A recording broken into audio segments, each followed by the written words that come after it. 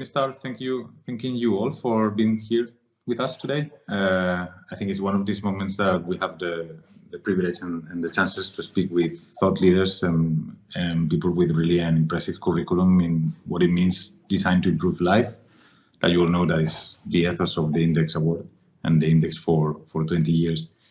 I think conversations like the one we're about to have today matters more than ever, right? We all know that we are facing very critical moments in the history of humankind, and this should be a natural conversation on the types of future that we are envisioning for ourselves, the places we want to get, and propose directions on how we get there. Right? The conversation of today will be around design and technology, and I think it's a broad topic. We can take it anywhere, I feel. But yes, I mean, I think the only intention is to share the knowledge we treasure and to have a good conversation around it, right? My name is Hector Noval. I'm going to be the one facilitating this conversation, meaning that I will try to help you put out there your ideas and your thoughts. And I'm going to go through different set of questions just to help you navigate the conversation, right? So we can hear you, we can learn from you. I think you all have a very interesting point of view, and you are putting out there very interesting solutions that we all want to know more about it. So we are here to learn from you. With me, I will briefly introduce you, unless you want to introduce yourself, but we are with Solviga. You are an inventor, entrepreneur with an industrial design background. Invited Mimica Touch, this is the name, which is a biological accurate food spoilage indicator that reduces food waste and improves food safety. I don't want to miss any of the words. Also with Daniel, you're a product manager and designer focusing on solving complex global health problems in simple ways. I would love to know more about that. You are leading Simple, that is used by thousands of hospitals in India, Bangladesh, Sri Lanka, and Ethiopia to manage over 2.7 million patients with hypertension. Right? And then we are with Masood, that comes from building toys to working on his own studios on robotics and drones, making solutions for landmine detection and clearance. Is that correct? Yeah, that's correct. Okay. Is there anything else that you would love to add from yourselves before we jump into the questions? No? I hope you don't stay silent for the entire hour. You're already recording or not yet? Yeah, we are. Yeah, we're already recording. But it was just feeling like you were so attentive that it's like, no, we need to switch this. We need to get you speaking. Okay, so I think a good way of starting the conversation will be from technology, right? That seems to be one of the core elements of this conversation that we have. Of course, there's design, but it seems like technology is a commonplace among all of us, and no doubt has a central space in making the improvements we need to see, and it's also a core to all the solutions that you are presenting out there. So I think with technology, there's a lot of questions that come to the table, like from if it's possible to build a technology that solves social problems, or if technology is beyond digital systems. And to start, I would love to ask you, like, what is your thought, what is your perspective, or the meaning that you give to the word technology? We'll start asking with Solviga. We had a very interesting conversation last Tuesday, and we were talking about how normally we are biased towards thinking that technology is just digital solution, is binary computing, while your approach to technology is broader than that one, right? Yes, so I think quite often we hear the word technology and we just think of like computers, digital tech, but really technology is a tool, something that is doing something new in a way that maybe wasn't possible before. So yeah, so at Mimica, what we do is we make labels and other types of packaging that tell you actually when food is no longer good for consumption, and it turns bumpy when it should no longer be consumed. So this one here is actually all spoiled, it shouldn't be drunk. And in a way, your finger becomes the sensor in this interaction. And I was exploring kind of using at the start a digital tool, something that would sense temperature and like build an algorithm that would kind of compute what would do, and you could hold up your smartphone to your food on the label. But I realized that people they'd use that for 2 weeks and then maybe would stop using it after all. So when you're looking for some kind of immediate feedback, it maybe digital isn't always the right solution. So it's about the right solution to the problem that you're looking to solve, and maybe digital technology isn't always the answer. That's very interesting. I will naturally go through as Daniel, because he's also presenting us a digital solution, and in this case reaches the scale of 2.7 million people. How is your understanding that technology and the role it plays in your work? So I really liked that Solveiga just said that technology is just a tool. I think that's largely true. I'm sure philosophically we can talk about how technology is bigger than that, but generally I think that's true. And the tools that we're making, the digital tools, are used by clinicians to manage very large volumes of patients. So we're helping treat hypertension, which affects 1 in 3, 1 in 4 adults in most countries. And in a country like India, with 1.4 billion people, we're talking about 200 million people with hypertension. So you're talking about enormous numbers of people. And largely, patient records in hospitals, especially public hospitals in India, are still primarily on paper. And to be fair, paper works. Paper never runs out of batteries. Everybody knows how to use it. And when we went and started talking to healthcare workers in India about how we could develop a tool to help them, 9 out of 10 healthcare workers, if you ask them how to help them, they will tell you, don't make my life harder. And I think that's really important, because our goal with the technology is not, is simply to make their work easier. And that requires a huge amount of restraint, because the things that belong on paper should stay on paper. The things that belong in an app could potentially be in an app if you can make it simple enough and fast enough and efficient enough and easy enough to learn, which is a very high bar. And most technology doesn't reach that bar, which is why most technology is not used in clinics in these countries. And the other, sorry, this is a bit of a complex answer because public health is a complex issue. I think the other thing is that technology by itself is not going to solve shit, especially in public health. The technology is not some magic solution. Oh, we put in technology and now more people have their hypertension controlled, and so fewer people are dying from heart attacks and strokes.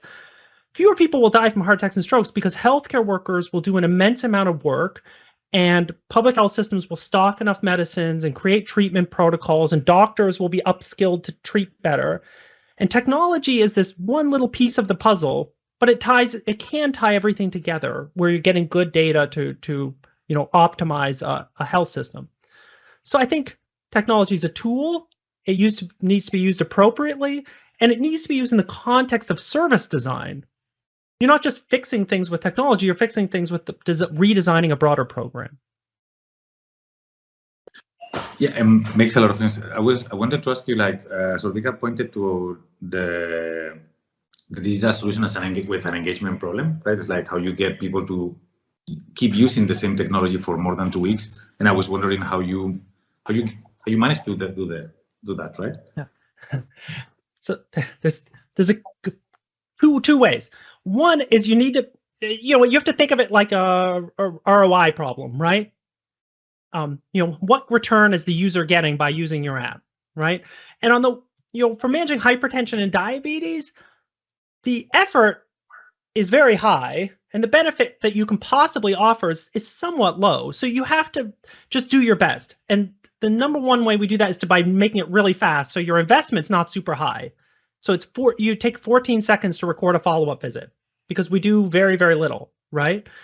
And so we make that hyper efficient, and then we drive a benefit that we're saving you about 45 seconds to 60 seconds for every patient to go fetch a paper record. You don't have to do that work anymore. And at the end of every week, you used to spend 2 hours creating a list of patients who are overdue for follow-up visits and trying to call them. Well, we can automate some of that, so I'm giving you 2 hours back in your week. So now you're willing to use it because I'm saving you time and effort in a very high stress, low human resource clinic. And then the second way, you get people to use something is you drive them actual benefit. In a place where patients are generally treated transactionally, so usually patients show up, I ask you information, and I treat you today, you go on your way, you come back in a month or two, and I treat you like a brand new patient the next time you come. I don't remember anything about you. If I can make it easy to generate a longitudinal record, now I as a clinician can treat my patients better. And that's why I came to work. I want to treat my patients better and see my patients get healthier. That's where I get my satisfaction. If I can help you with that feedback loop, that I can see every patient's getting healthier, and then in the aggregate of the patient population who comes to my clinic, how many of them have hypertension? And of the ones with hypertension, how many are healthier today than when they started in the program? Well, I can give you that feedback loop. And most public health programs, you report data to the central government, and it never comes back to you. So you invest a huge amount of work with paper records, sending them to the top, and they never benefit you again. Whereas here, we can automatically create a feedback loop back to your own facility, and I feel like I actually fucking did something, you know, beneficial to my community. And that's a really important thing. And that's, you know, design and technology can enable that. Thank you very much for. I think when you're thinking about behavior change, you need to make it as easy or even easier than it was before. And I think what you're saying there is absolutely key, and it's great to hear that you're saving people time. Yeah, it's the same. I guess it's the same with what you're doing. I think it's so fascinating, these expiry date things. You know, it's even easier than the flipping the thing over and trying to see what the date is and wondering if it still smells good. You know, yeah. I love what you guys are doing. It's really similar. Thank you. Thank you. Yeah, no reason to use the worst case scenario in every case. Yeah. And I feel somehow it's also connected to the work that Masoud is doing, right? You're removing people from the work of detecting mines and making life much easier, or making that process much easier. Could you walk us through the way you use technology and how you approach it? So in our world, our projects are based to diffuse landmines, to find them, and usually they're under the ground, so it's very hard to find them, and they're very explosive. So if someone walks on them, they will die. So it's a really dangerous job, so to say. But this industry has been not evolving, so to say, in the past maybe 50 to 60 years. And it has been always manual, and it has been always not digital at all. And they used to detect landmines by hand. They do this still. That's most used technique, or dogs. But then they have to note everything on paper, as you also said, or they have to mark it on the ground. But when it rains, the marks will disappear. So it's very hard to find these spots. So what we are doing now in the past 10 years already, so we are changing the methodology of the whole demining industry. So from the defense organizations, but also NGOs, private companies. And this is a very tough job, because when the project started, the ball that you can see in the back, so this was to visualize the idea, how a landmines explodes or how a landmines is buried under the ground. So this is first to make the problem understandable. And after that, we came up with solutions how to map the whole landmines, the whole problem of landmines globally, and at least time consuming. So then we have to go to technology, and I have some drones behind me and some robots over there. So all these robots and drones, they work as a team on the ground and in the air to detect explosives, IEDs, so self-improvised explosives, bombs, ammunitions, and all this has been mapped by a lot of technologies now.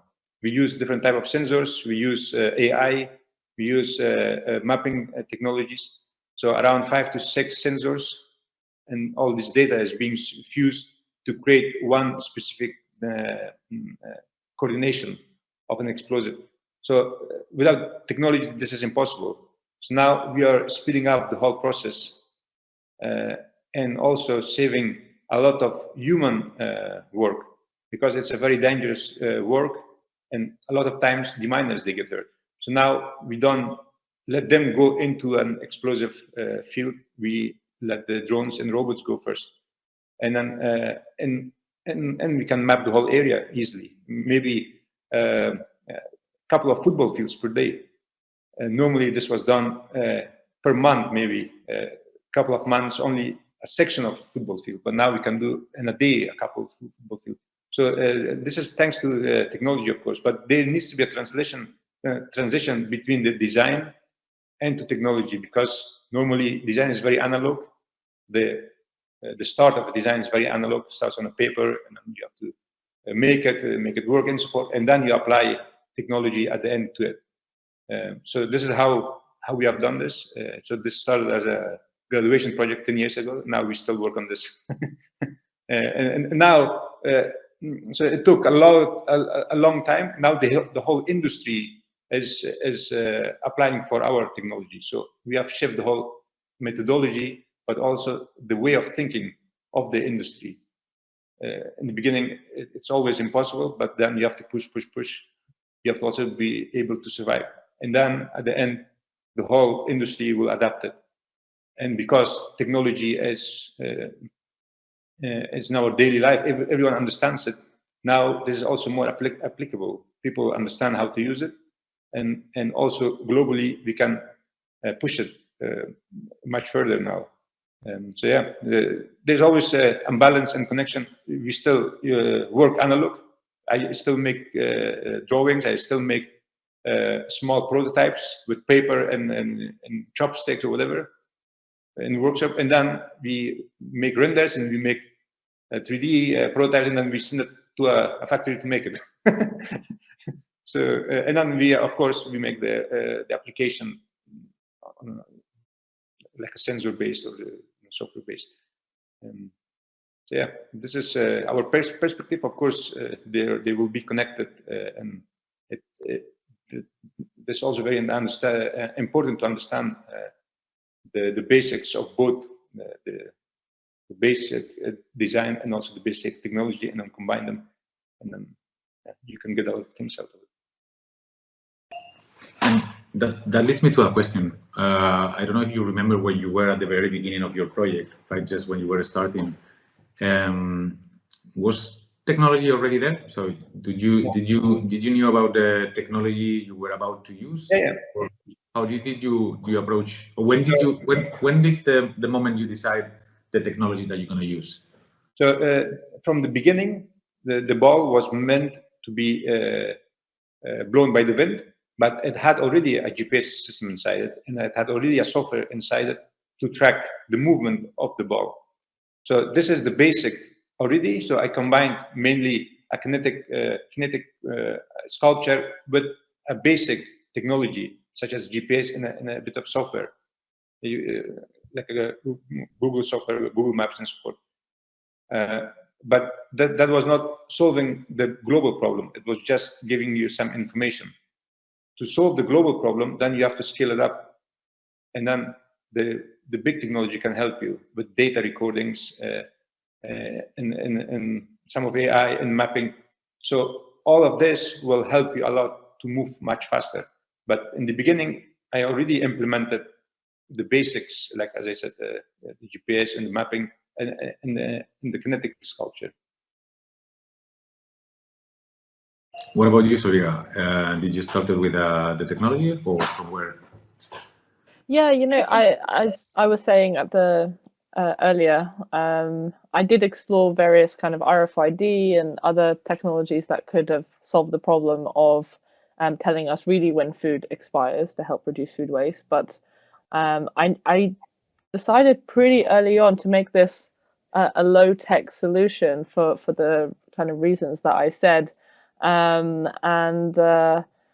mean, it's not low tech in terms of like the sophisticated chemistry that goes into it. Please don't tell my lab team I said it's low tech, but you know what I mean. We don't need any extra devices or extra complications to use it. So I think that was really key. And you know, we often talk about technology being the answer, but what is the question? So it's really the right application for the right scenario in my perspective, and that shouldn't take away from the rigorous problem solving process. And the core should be in problem solving rather than in just throwing technology at solutions. But where, for example, on food waste, technology is really powerful, is identifying, from which depot to which store, where are the temperature failures happening in the supply chain? Where can we fix these problems? So you really then are tapping into big data and identifying problem areas where you can solve them, or where is there surplus lost food and where are there hungry people who need food, and like kind of matching that up. So I think there are wonderful uses of big data and working together to solve various aspects of the issue of food waste. So just because we're doing a low-tech solutions, it doesn't mean that there absolutely isn't, digital technology can be really powerful in helping solve some issues. Thank you for that. Daniel? Yeah, we actually started with paper. So the early hypertension programs that were been going for over a decade, many of them use paper. We were also looking at some successful programs. So my boss is Dr. Tom Frieden, who ran the Centers for Disease Control under President Obama in the United States, and he's a tuberculosis expert. He was looking, the gold standard is really these paper records that this great public health expert named Carol Stieblo came up with to manage tuberculosis. But tuberculosis is an order of magnitude fewer patients, and you only manage them for 9 months. You should be cured of TB after 9 months. We were trying to figure out, well, okay, we've got maybe 2 orders of magnitude more patients over a lifetime to manage. So we suspected that technology would be necessary at scale. We're already seeing the challenges with paper, like literally arguments about who was going to pay for the bookshelves to put the paper on in public health facilities, because you needed large, heavy metal bookcases to manage that many patient records. And so, but our first instinct was to go and actually see what's actually happening at facilities, what paper they are already using, what devices are in people's pockets. So I was literally asking nurses in India, what phone do you have in your pocket? And they all thought I was being weird and maybe I was trying to buy a phone for myself. But we suspected that digital was necessary to work at the scale of hypertension control. And that turned out to be a pretty good bet. And so, we did this kind of minimal intervention with the simple product in the end, and that's been very successful. Super interesting. What I'm hearing from what you're saying is like you used a lot of prototyping even before implementing like the final solution. You were trying and testing. So I'm super curious to know, for example, from Masoud, that is working in a field where you put lives at risk. How do you prototype in such environments? How you test your solutions? You don't in the beginning, and then you have to go into the real environment. But yes, of course, we have also the test fields. So basically, we create everything first, and then we go into a farm first. We bury metals. We bury a lot of things just in a farm in the neighborhood, and we test our sensors to see how they work. And then we go to a real test field with the MOD, like with the Dutch defense, or we go there. There are a couple of organizations in the world that they apply, or you can work with them. They have certificate test fields that they have a lot of explosives in the ground buried with data. And then we go with our products, with our drones and sensors. We fly over there, and we map. And then we come back. We analyze all the data, and then we see how we can compare the data with their data. Is it okay or not? So we recently did something like this with GICHD from Geneva. We went to Croatia. In Croatia, you have real minefields still from 25 years ago.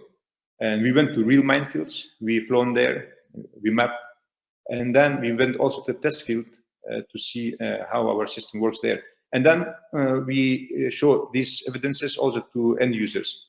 The end users then trust this type of tests because they are based on real, real scenarios. And then at the end, our aim is to speed up the process of finding the explosives with not a lot of risk, because finding the first explosive is the most dangerous part, because you don't know where to start. And this is the big problem. And then, of course, with tech and with our software, you can do this. You can map a lot of, very big areas, and you can pinpoint where those explosives can be. And then at the end, you can send troops there, or you can send deminers there. So this is exactly what we also did now in Croatia. So we found locations with landmines, so to say, in a real field, but the government doesn't know that if there's landmines or not. So we give them the maps, and now they will go to find them, but they will know where to look at. so this is the important part. We also go step by step. We test even in our backyard. We test on a farm, and then step by step we go to the test fields.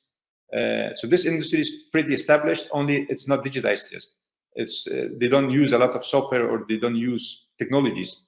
But so we were one of the first guys in 2014 and 2015 that we want to do with robots and with drones. We even got patents on this because there was nothing at the time. But now the whole industry is shifting there. So Europe has invested now millions into our projects, but not into our company, but into our project globally or on European level. So a lot of companies now go and apply for it, and they can get funds from Europe, which is based exactly on this project. So which is a big success at the moment. So digitalization, as you mentioned already, it's much better than just on plain paper, but it all starts from the basic sketch, and then you go step by step, and then you have to put it in a bigger scale.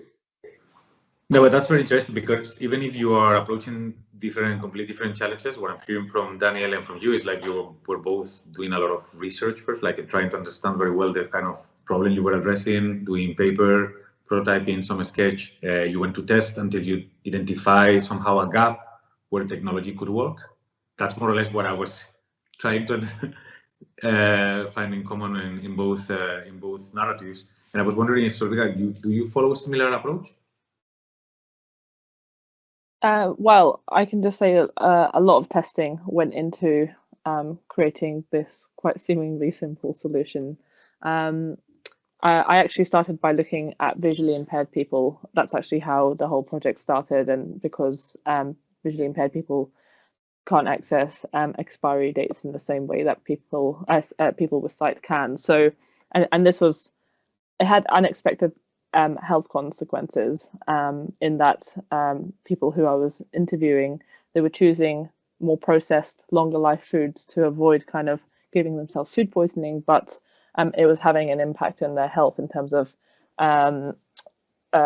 difficulties with weight and diabetes, and I would have never linked these two problems together, like expiry dates being a printed date and an issue with diabetes. So and when I started looking into the numbers, it was true that it was a disproportionate number of people with visual impairments do suffer from these conditions. So that's actually how I jumped into all of this. So the start of my research was really into the needs of this group of people who had a particular kind of angle on this problem, and then very quickly realized that we're all kind of blind to when our food spoils, which is why we waste so much. So this is actually all for my university project, which kind of got out of control and turned into a company. So following that, we went into a huge deep dive. I mean, not only for the kind of gel calibration, which is how this works inside, but even like,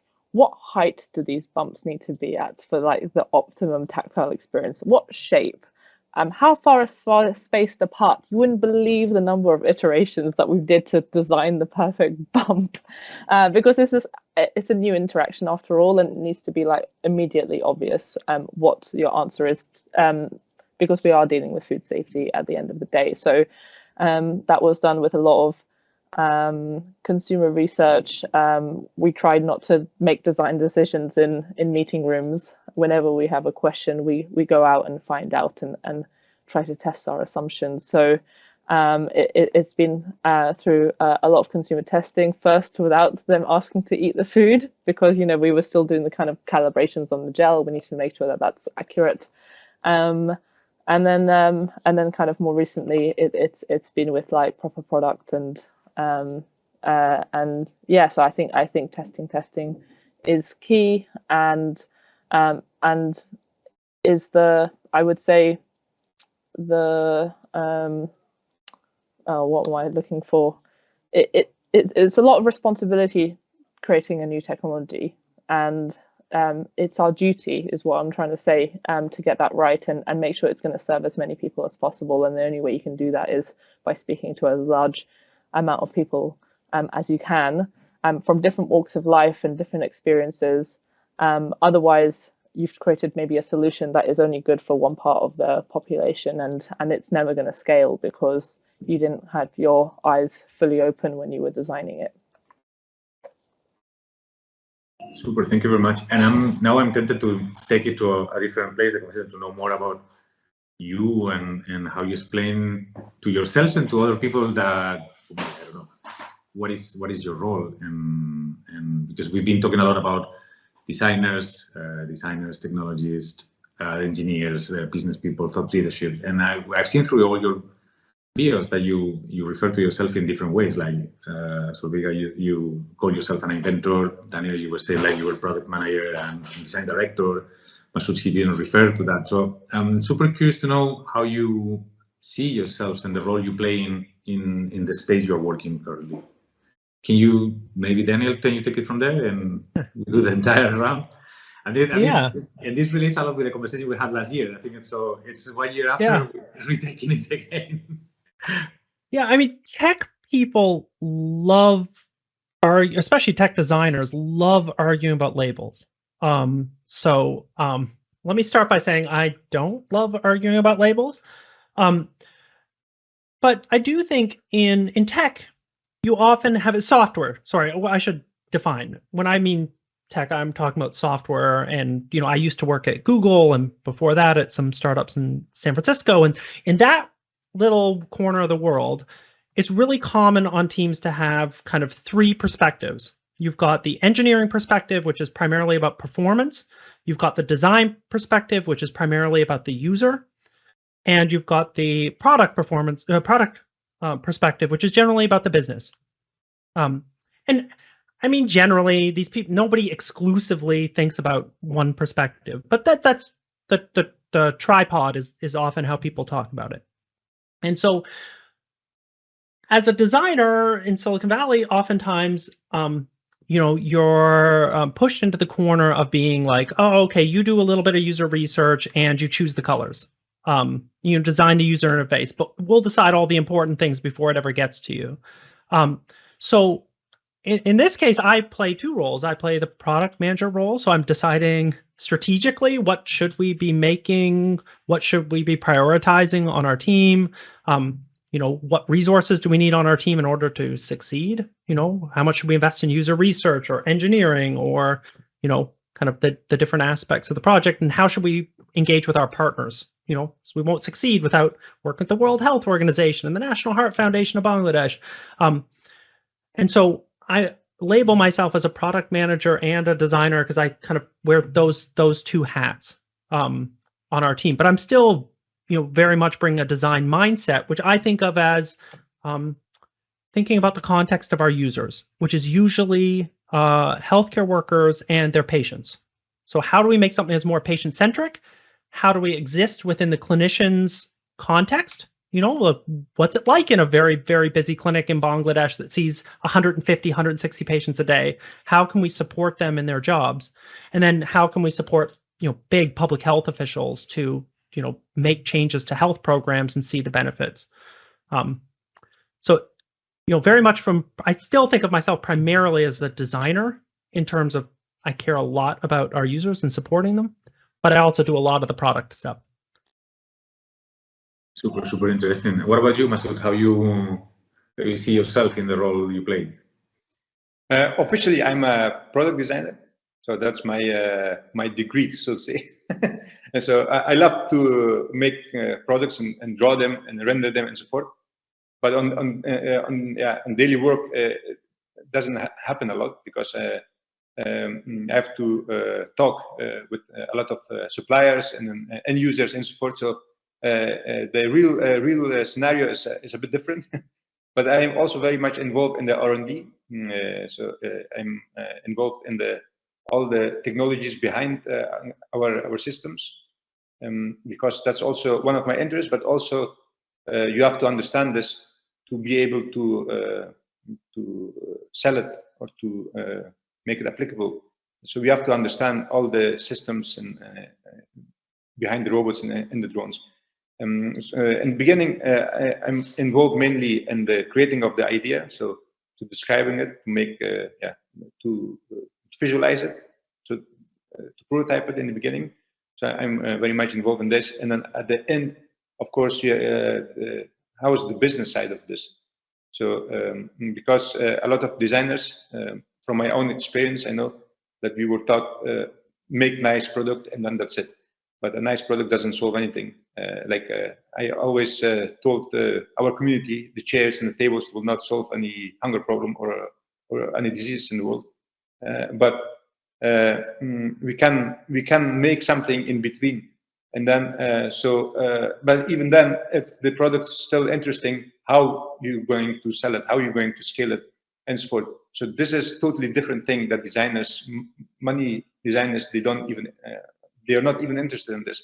So that's why a lot of projects will not make it to the end and they will fail. So I think at the end, you have to know how you're going to market it, to sell it, to bring it to the next level.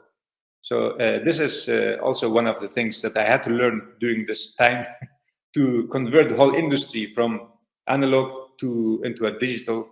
And now, as I said, the governments are involved, the defense are involved. They all want this type of system because we had to do a lot of research, a lot of presentations, do a lot of effort to make them understand. So from product to bring it into the field, there's a lot of things that we have to do. And then at the end, amen. Yeah, it's so nice to hear. Like, there's so many like panels of things with designers who don't think like that. It's exactly, yeah. So that's the problem mainly with a lot of co-designs that I know them. They just make something. Oh, but I'm not interested in the financial part. Yeah, how are you going to make it, or how are you going to present it or produce it? So it all will be one of a kind, and then yeah, that's it. So it's pretty complex to learn all of this, but you have to learn it at the end. Yeah. So Vega, you were nodding while she was saying yes and yes and no and no. It's like, what? Do you agree with the perspective? Like you also touching more the side. What has been the role you play in?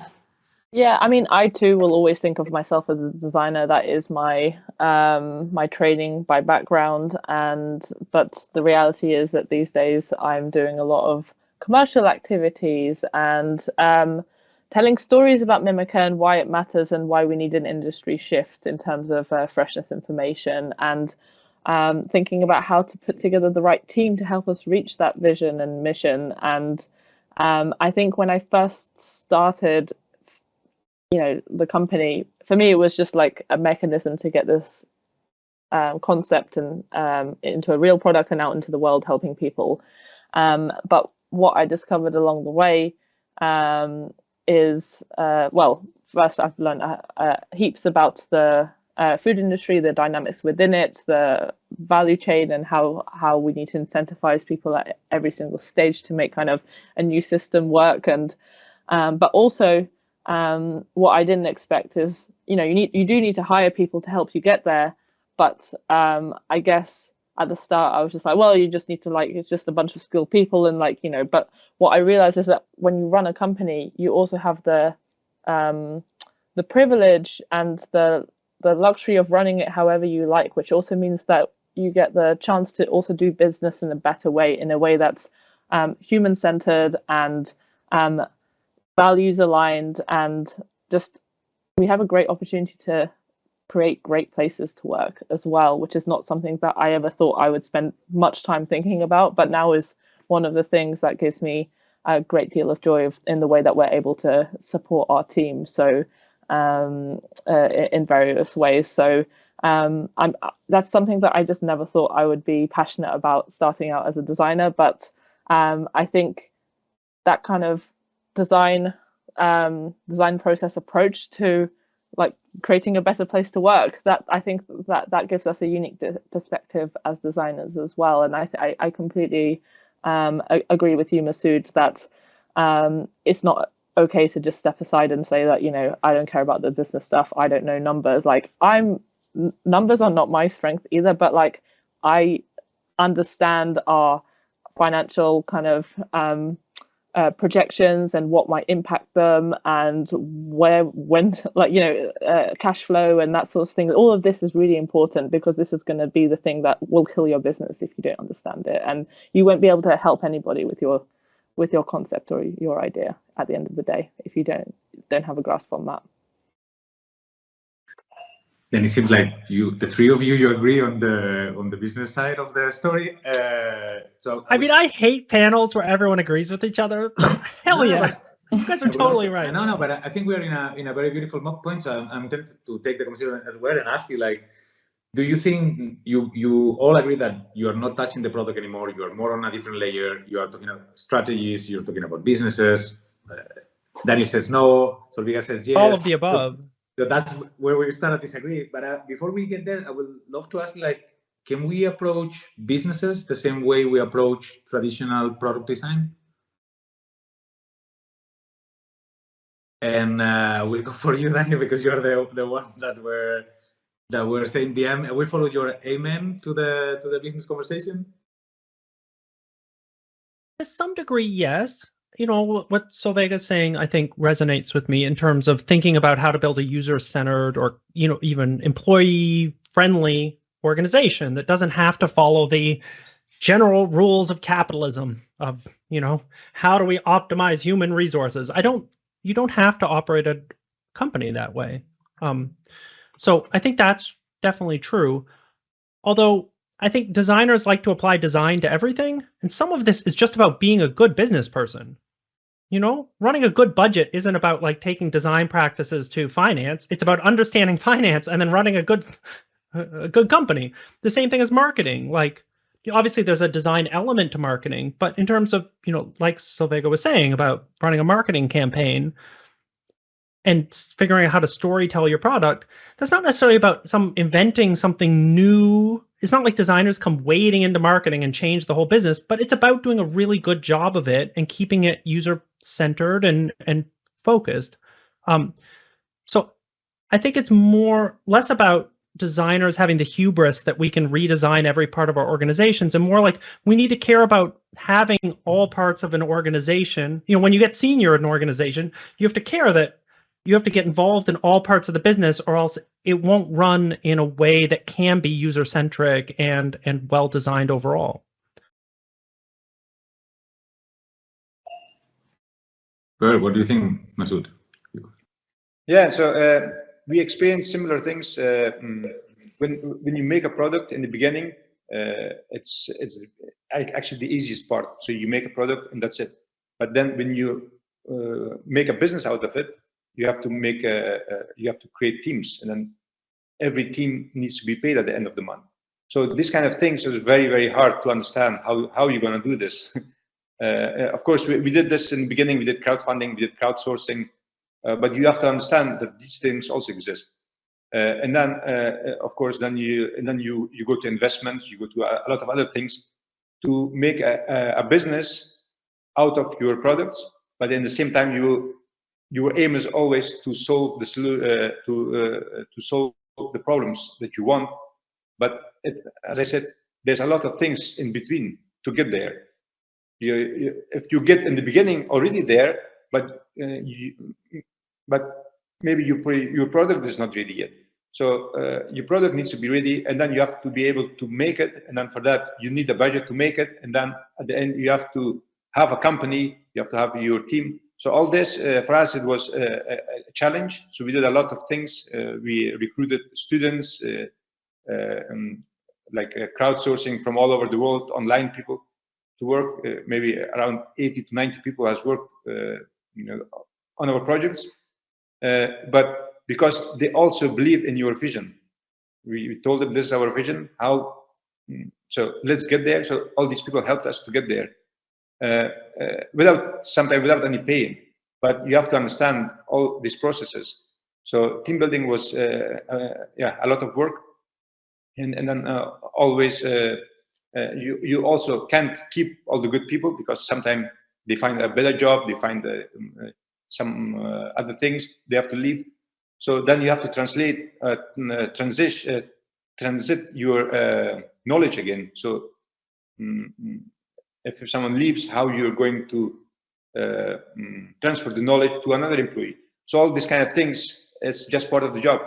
And then in the beginning, of course, you will not think about it, but at the end, as a designer, then maybe that will come to a play that you will find the solutions for this also.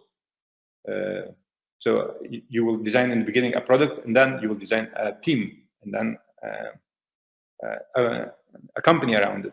So all these steps, it's a nice route. Only it's very hard in our environment. Why? Because we don't have commercial customers. I can't go around the corner and sell my product. And maybe globally we have only a few customers that they can buy our product. So this is a very, very hard market to survive, and it takes a lot of time to even convince people to use it. So that's why in the beginning, everyone thought, okay, these type of products will never succeed. But over time, it will succeed. Only you have to survive. So this is also maybe one of the skills from a designer perspective, that we always find solutions for this type of problems. And because we believe in something, we will also move forward to it, and then a lot of other people will come and join you along the way. And this is a little bit of our route so far. Yeah, I think if I can jump in for 1 second, Masood made me think that I think one of the cores of this is like, how do you even structure your organization to be sustainable or profitable over time? I worked in Silicon Valley for a while, and I worked at a website called Digg, D-I-G-G, just like a precursor to Reddit. And it was an ad-based model in the early days of ad-based, web tech companies. And at first you're just like, oh, that's a good way to make money. We can, just stick ads on this thing. As long as we get enough people to view the content, then we make enough money to make a good product. But then after a few years, you start realizing, and this is going to sound naive in 2022, but at the time it was eye-opening for me, that your real customer is the advertiser, not the user. And all of a sudden, you're really disconnected from building a user-centered product, because you have to make something that makes the advertisers happy, even if it makes the users unhappy. If you've raised venture capital money and need to show significant profits. But all of that is to say, if you don't design your business well, you can't design a user-centered product.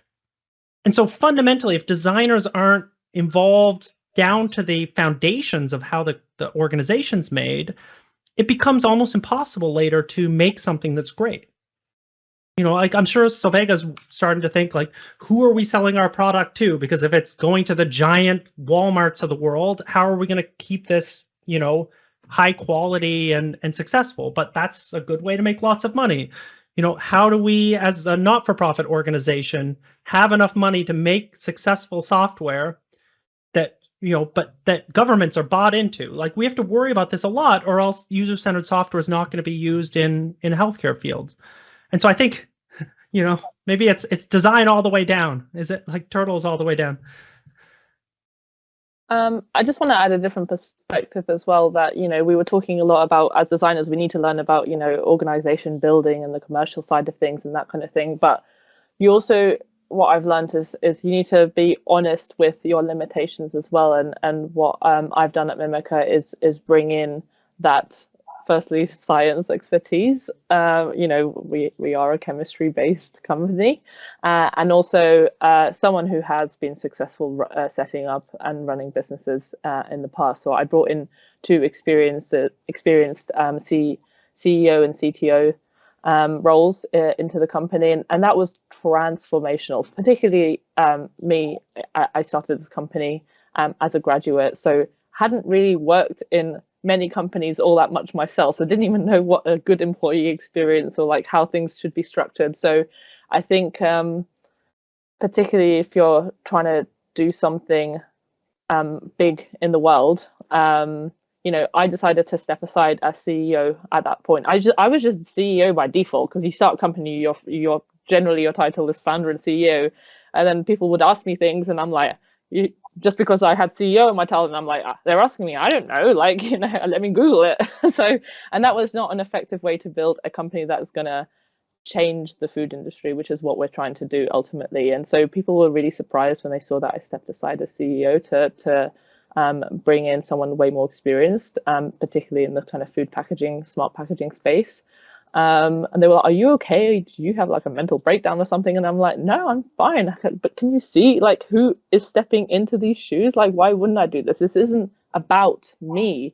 This is about making Mimica as successful as it can be, so it can have the impact it has. And that for me is stepping aside and letting the leaders and the best science and technology minds help us along that way. So I think it's also recognizing where in other areas of the business I could be maybe having more impact, and that's in doing our outreach, speaking at events, sharing our story, still doing strategic oversight of our product team, and also kind of looking at our marketing. That's really what I'm doing day to day.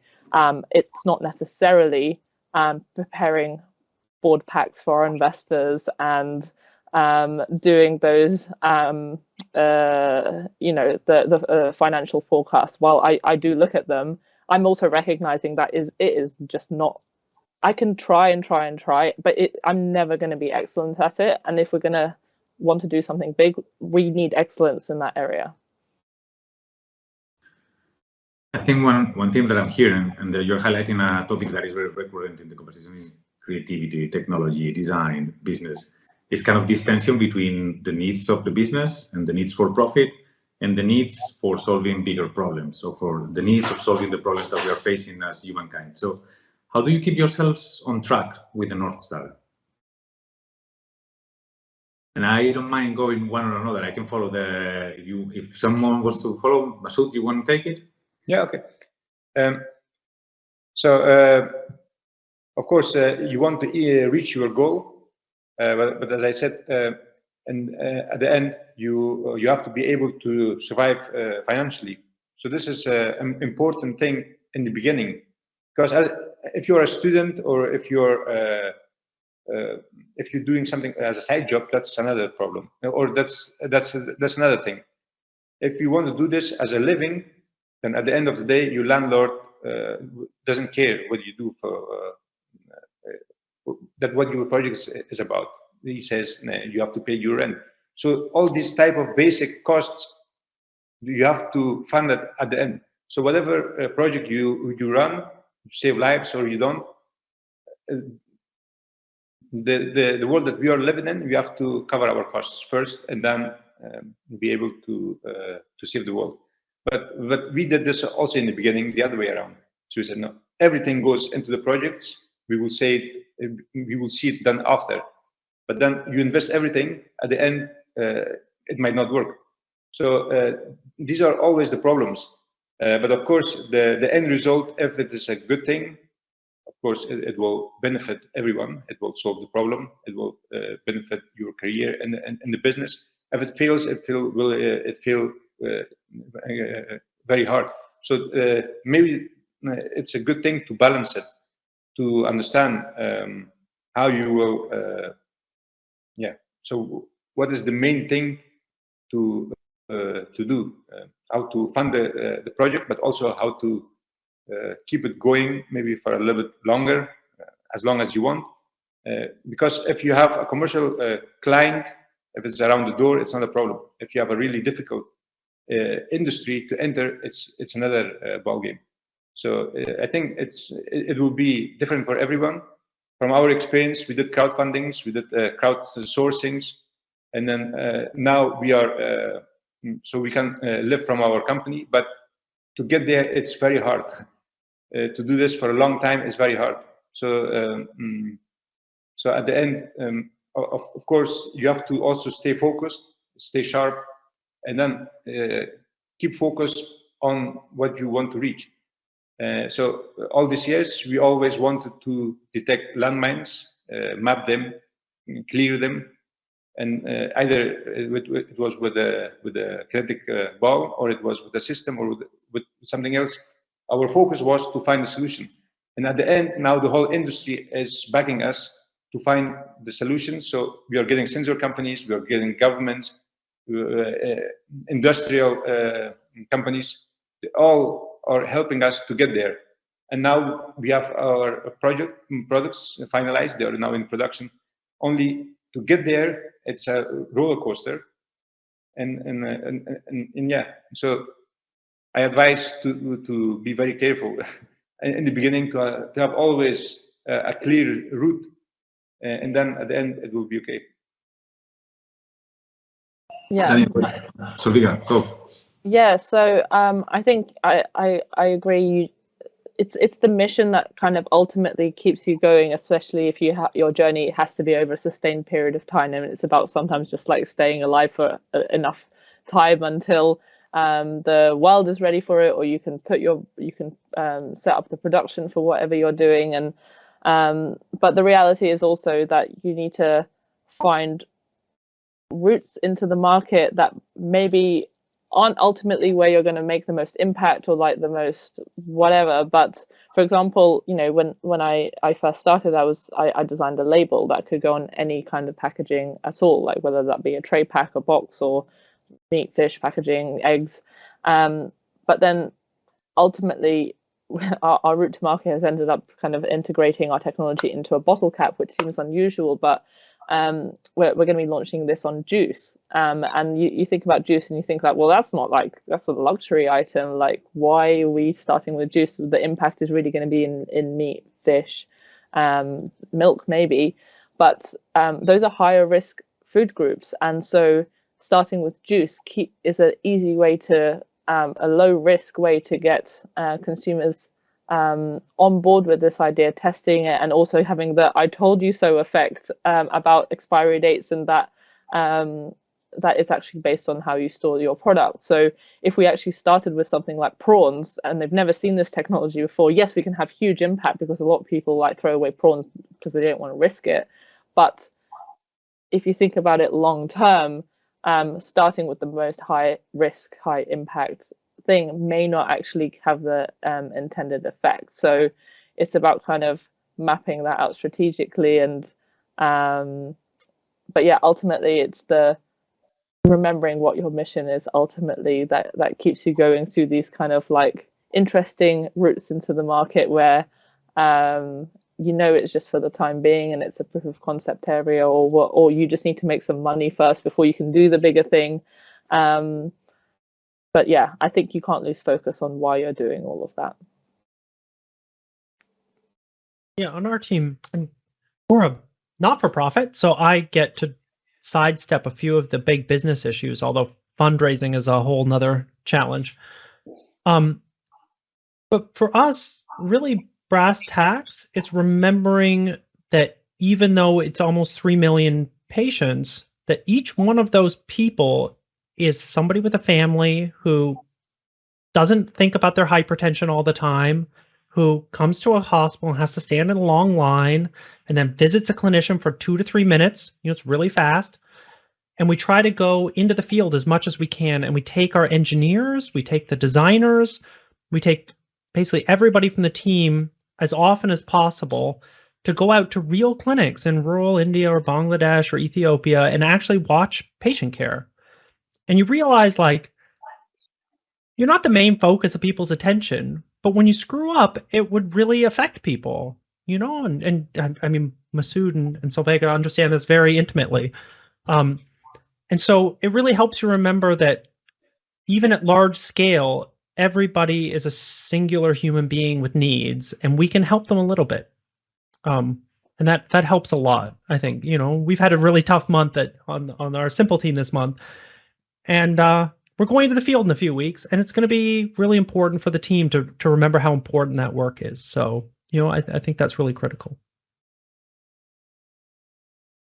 Super. Thank you very much for sharing that. So last question, we're going to wrap up the session. It's been 1 hour. I'm sure it's Friday and you have a lot of plans to things to do. And I want to ask you something. See what is the answer. I will just throw the question there, and whoever wants to jump, feel free to do it. I think in my head, or from what I'm hearing, you represent that type of successful, inspiring designers that manage to solve big issues, that solve big problems, and somehow are at the forefront of the direction that we all want to take. And so, and I don't know if it's as a direction or if it's, but I would love to ask you, what is your craft? What do I need to learn in order to get there where you are?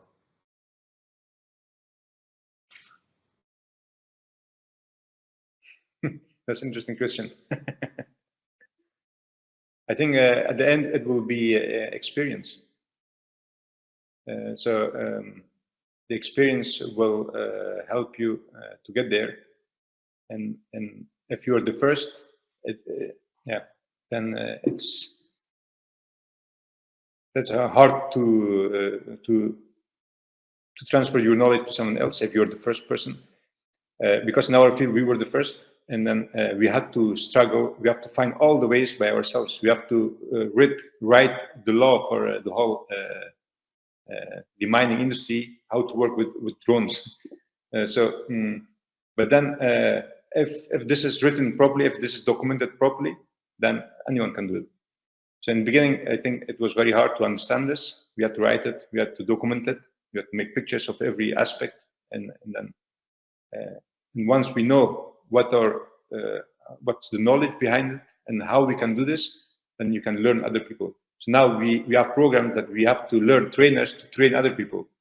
So we need to go to somewhere, and then no one knows how to use our product. We have to learn them. So we have to learn every aspect of the software, the hardware, the maintenance, the transportation, all these aspects we have to learn to other people as well. But in the beginning, we have to learn this first. So I think our skill is mainly the whole package, but you have to develop it first to be able to give it to other people. I'm gonna go for listening, which is not unrelated to what you were just saying, Masood. But you know, when your question made me think about you know, at design school we were always told you need to become an expert in whichever topic that you choose to do your project on. So if you've chosen to design a medical device, you need to become an expert in whichever condition that you're going to be designing a thing to treat. It's not enough to just say, oh, I'm just a designer, and like I'm just going to come in and like, you know, draw some squiggly lines. And I became an expert in gel chemistry and how to adapt its conditions. And yes, until a point that I could pass it on to a proper science team, but until that, we were taught as designers to become an expert in whichever kind of project that we were doing. So I think listening is one of our good skills as designers, because early in that journey we're quite well practiced at listening to whoever has the problem, the potential consumer, the really understanding the dynamics of the context that whatever you're designing a solution of is going to have to operate in. But I think kind of going forward, it's listening it's going to be the craft that I think I'm trying to continue to hone. It's listening to our consumers who are going to be using our labels. It's listening to the retailers of what their needs are, listening to the food producers and how they're going to apply it to their pack and what their needs are. It's listening to our investors and what's important to them. It's listening to my team and what. So it's kind of, I think that's the best answer that I can come up with to your very thoughtful question. I've never been asked that before. Thank you. Yeah, I liked both your answers. I mean, my answer was going to be similar to Masood's. It's get a lot of reps in on a lot of different types of problems, which isn't very satisfying advice if you're 22 years old and just getting into tech and design. But I think it is really important to try lots of different things, because particularly if you're doing something pioneering, like what Masood, really everyone here in this call is doing, you're going to have to wear quite a few hats to succeed. And just being a visual designer or just being a UX designer is not going to cut it if you want to be a leader who's taking the world forward. And then I think the advice I would give is not to get too comfortable. You see, I worked in Silicon Valley, and there are a ton of people who made a ton of money and get really comfortable. They go to the Google and make $180,000 a year and buy their BMW. And to them, great, design succeeded. And I look at that and I'm like, what the hell? Like, you're so lucky to have fallen into such a lucrative, influential career as design. You owe the world. Like, this sounds a little sanctimonious, but like, go break some new ground. Go where design isn't already accepted, isn't already loved, doesn't already get the nice Eames chairs over in the corner for brainstorming sessions. Like, go out in the world where design can really have impact, like, these two people are doing, and go make a difference. Because I think we have so much to prove with design as a force for good in the world. We've shown that design is a force for profit in the world, for sure. Go Airbnb and go, there's quite a few organizations that made a lot of money, but doing good in the world, I think we have to get off our asses and get uncomfortable and go where design isn't already, successful. Thank you very much to the three of you. You said learning, listening, trying, exploring, share. Is there, and I will give you the last question for the last 5 minutes, is there anything that we should leave behind?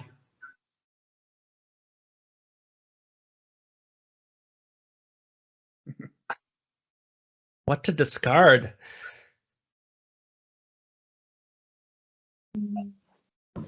If there is any, I don't know. Yeah, I think in our environment, we leave the knowledge behind. The products that we have made that change the industry. So we leave this behind for the next generation to take over, and hopefully this will take on to some degree that the next evolution will come in and take over. So we are in an area that we can make a difference in a big scale. So why not? Are you asking what we should get rid of? What are we doing now that we should stop doing? Because if that's what you're asking, I would say there's so much hubris in the tech world that tech will somehow just magically make something better. And I think, to Solveiga's point, I think stopping and listening to people and really figuring out where technology is appropriate, even where a design first mindset is appropriate and where it's not. And then being, listening, to people on the ground who are actually trying to solve these problems, who are actually working on these things and have been for a long time, listening to them and trying to support them as opposed to leading them somewhere better, I think is really important. I really think we could take, especially in public health, it's just so obvious that we need to take more of a supportive role rather than a leading role. Mm-hmm. And I'm going to answer both of those questions by saying I think we need to leave behind thinking about the status quo. Well, that's just the way it's always been done. I think that just is toxic mentality, and what I hope that Mimica will therefore leave behind is changing the opinion of key leaders in the food industry that there's a mindset that the waste basket is their best friend, and that reducing food waste is going to be bad for their profitability. But actually, we have so much data to show that the opposite is true. So I want to leave behind not just our product and a new solution, but like the change of mindset around that actually, you know, wasting things isn't that how is wasting things good for business, because it's wasting during the supply chain and everything like that. So yeah, I'd like to also leave behind that kind of education piece and get people to think about things in a different way. Amazing. Well, it's time. It was a wonderful conversation. Thank you very much for your time and for participating like super openly. It was I think it was a very good one. I don't know if there was something you were missing or you wanted to say that you didn't have the chance to. Just we'll open just a few minutes for that. If there's something that you would love to address or you want to say and you didn't feel that you had the chance to say it, I think it's the right moment. If not, we can wrap up the conversation and say goodbye until the next time. Yeah.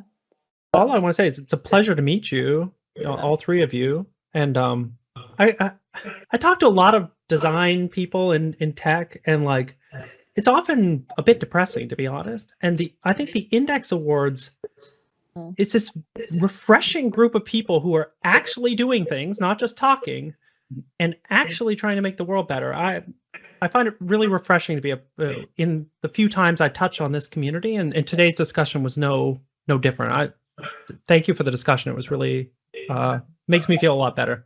Yes, I agree. I absolutely love this community. I'm very proud to be a part of it. And to your point, Daniel, you said we need to get uncomfortable as designer as well. I think me sitting on the floor for this past hour, I can tell you I'm very uncomfortable now. Yeah, same here. Enjoyed talking to you guys, and of course our aim is to save lives. So at the end, every life counts. So yeah, thanks for your time, and it was very enjoying. Thank you very much. Thanks. Likewise. Thank you. Thank you.